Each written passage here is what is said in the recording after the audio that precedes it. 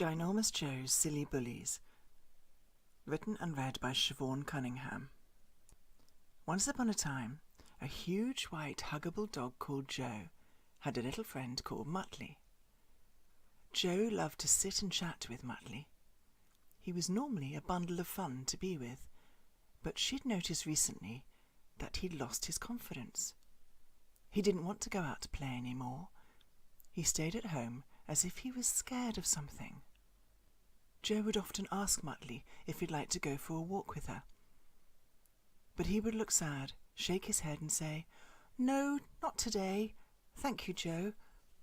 I'm a bit tired. I'll just wait here for you to come back." Today she asked him again. "No," he said. "Are you sure, Mutters?" she asked, looking at him with concern. "You haven't been out in ages. You're missing out on all the fun." Muttley looked at her with a tilt of his head, as if he wanted to say something, but he couldn't. He couldn't find the words. "No, I'm fine," he said, and walked back into the house. Jo shook her head, confused. He most definitely wasn't fine. She wandered off down to the beach, trying to work out what was wrong. She walked along the sand and stared out to sea. It was her favourite place to be.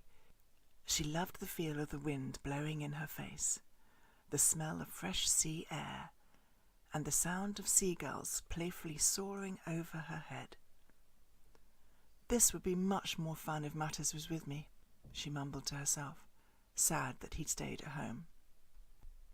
Meanwhile, back at the house, Muttley sat staring out of the window, waiting for Jo to return. He loved Jo very much.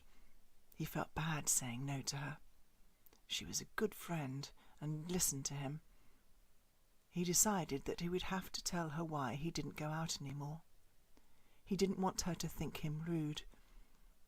Back at the beach, Jo wandered around, but it wasn't the same without her friend. "I wish Mutters was here with me," she sighed. "He would love it here. I wonder what's made him so sad and quiet. It's not like him." She decided to go home and find out what the problem was, to see if she could help him. After all, that's what friends are for, isn't it? Muttley saw her through the window as she came up the path. He was so pleased to see her that he charged out into the garden and jumped up at her with a big hello kiss. Jo looked down at him with a serious look on her face. "Now look here, Mutters, I'm worried about you. What's wrong? Why are you hiding away all the time? Don't say you're fine, because I know you're not." Muttley hung his head. "You'll laugh," he whispered. "No, I won't. I love you, and whatever it is, we can sort it out together. We are a team, and that's what friends do," she smiled, sitting down to listen to him, giving him her full attention. Muttley took a big gulp and blurted it out. "I'm frightened to go out because the dogs who live down the road tease me. They chase me, they call me names, they make mean faces at me, they laugh at my ears, they scare me, and they make me feel bad. Sometimes I cry myself to sleep. Goodness me, Muttley, I'm so sorry this has happened to you," Jo said aghast. "You should have told me sooner. They sound like bullies. It's not your fault. It's their fault for being wrong. You don't think I'm a coward, do you?" asked Muttley, relieved to have finally told someone. "No, don't be silly. You're being very sensible. If you feel in danger, you must stay away from them." Jo leaned over and gave him a kiss. "And now you've told someone. That is very clever. You're not alone." "Why do they pick on me?" Muttley asked, shaking his head, not understanding how some dogs are so mean. "Firstly," said Jo, "they are cowards. They pick on someone smaller than them that they think won't talk back. Secondly, they don't like themselves. Sometimes they're trying to get attention. Sometimes they have problems at home. These things make them unhappy. Maybe we should feel sorry for the bullies. They are sad." "What is a bully exactly?" Muttley asked. A bully is someone more powerful than you who hurts your feelings, your body or your things on purpose, again and again. Their parents haven't taught them that they need to treat others the way they want to be treated. It's sad for them. They will have no friends. Gosh, they don't seem so frightening anymore. What shall I do? Asked Muttley. He loved Jo. She always knew what to do. Well, there are a few things. Stay away from them if you can. But if you do see them and they start up again, with a strong, calm voice and a very serious face, say, "Stop it." You could also say a few other things like, "Well, that's your opinion," or "This is a waste of our time," seeming like you don't care. Then walk off confidently and join others with a smile on your face and your head held high. Or run if you think you will be hurt. Then tell a grown-up and ask them to help you stay safe. Muttley thought for a moment.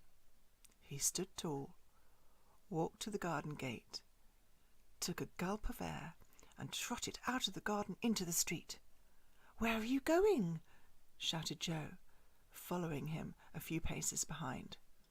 Sure enough, 3 dogs stood outside a nearby house. They saw Muttley and started laughing at him, calling him names. Muttley's legs were wobbling with nerves. He felt very scared, but he was determined not to let them get to him any more. He stood tall in front of them and spoke with a calm, stern voice. "Don't laugh at me or call me names. Don't get your pleasure from my pain. I'm sorry that you have problems at home and that you don't like yourself very much, but don't take it out on me. How would you feel if you were bullied? Grow up and be friends. It's much more fun. It's good to be nice. You'll like it." The dogs stared at him confused. 2 held their heads low in shame. His words were true. The 3rd, a very mean dog, barked back at him. "I'll do what I like. So what are you going to do about it?" "Not what, but who," smiled Muttley. The dogs looked at him confused.